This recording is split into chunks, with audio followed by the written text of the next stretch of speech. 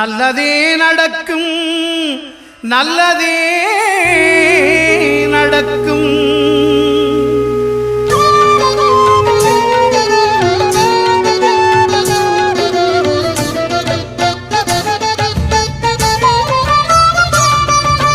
ஒன்பது கோளும் ஒன்றாய் காண அங்கு கற்பகம் என்னும் கடவுளின் மெய்யில் ஒன்பது கோளும் ஒன்றாய் காண அங்கு கற்பகம் என்னும் கடவுளின் மெய்யில்